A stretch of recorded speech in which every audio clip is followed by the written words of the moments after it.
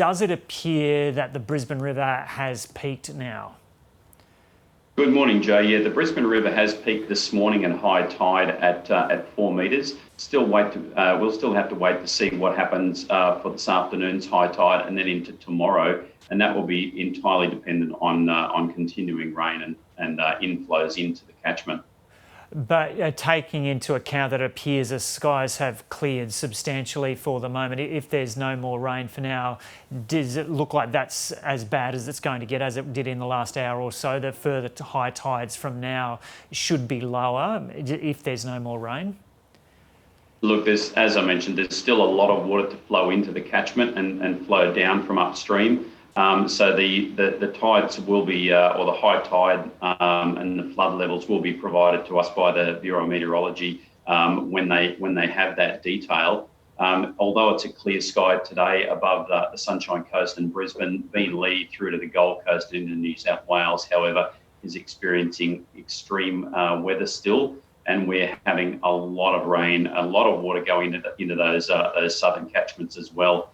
But a huge influx of 000 calls on the network over the last 24 hours. So we ask people if it's an emergency, a life-threatening emergency, call 000. If you just need assistance from the SES for sandbagging and things like that, the number is 132 500.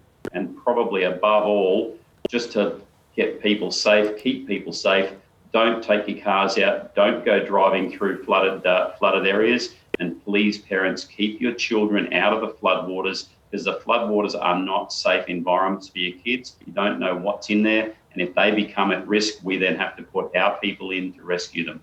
Yeah, Brad, I'll ask you a few more questions about that Gold Coast situation in a moment, but just a few more on Brisbane for now. So it was initially expected about 1,400 homes will probably have water through them. Then that was increased to about 2,100, I think, this morning.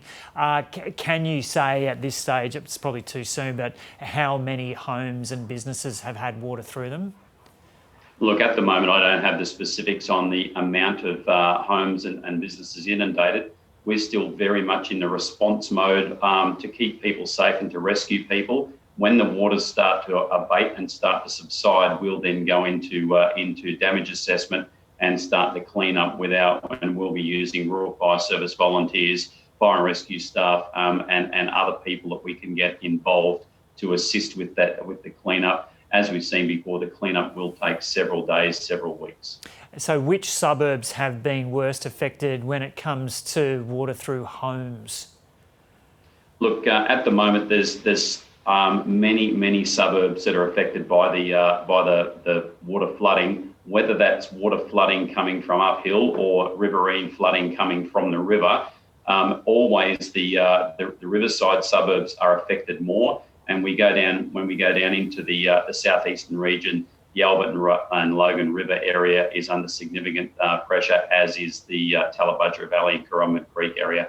Yeah, so getting onto that Gold Coast situation now, taking into account that that's an unfolding situation, can you take us through in any more detail about the emergency warnings right now in relation to the Albert and Logan River and the Tallabudgera Valley?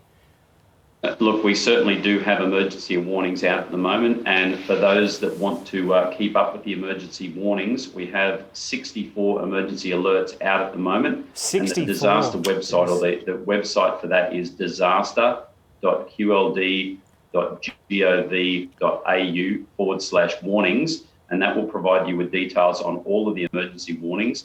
But as you mentioned, there is an unfolding situation on the Gold Coast. They have lots of water rescues on at the moment. They have lots of people out assisting the community where they can. And it's imperative that people take their safety into account and don't drive through the floodwaters in the first place. What about further north? Because there are still major flood warnings for the Gympie area and Maryborough as well, and down to Noosa. What can you tell us about that? Yeah, thanks, Joe. You're right. The flood warnings for the Mary River have peaked above the 1999 flood levels, so that the biggest flood they've seen through Gympie in several decades. There's still an awful lot of flooding down around the North Coast area. They are moving into the recovery stage up there and preparing for the recovery as the water recedes. And as the water recedes, the extent of the damage will certainly be more evident. And looking through the flood warnings this morning, I saw even inland places like Warwick mentioned as well. What can you tell us about what's happening inland? Yeah, look, we've had rescues in places like Kogan. There's been emergency alerts out at Jundarian and Oakey Creek, that area. Down around Warwick, there's been a lot of activity out there, a lot of flooding, as this has been a very widespread rain event across the whole southeast corner of the state, really from Maryborough down to the border and west as far as Toowoomba and even further west. Yeah, and you mentioned before, Brad, 64 alerts, I think, out at the moment. Is in your time with the QFES, is that as many as you've seen at one point?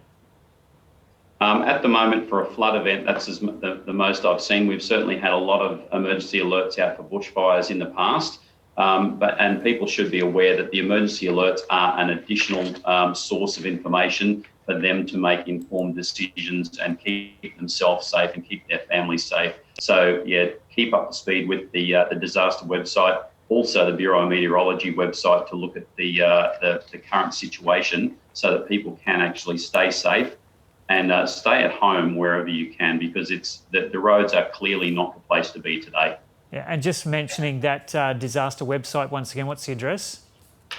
The alerts website is disaster.qld.gov.au/warnings, and that will provide you with information on all the current emergency alerts.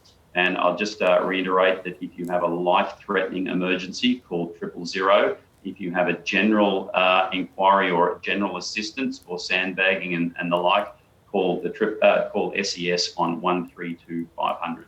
Okay, Brad Commons there from the QFES. Thanks for talking to us.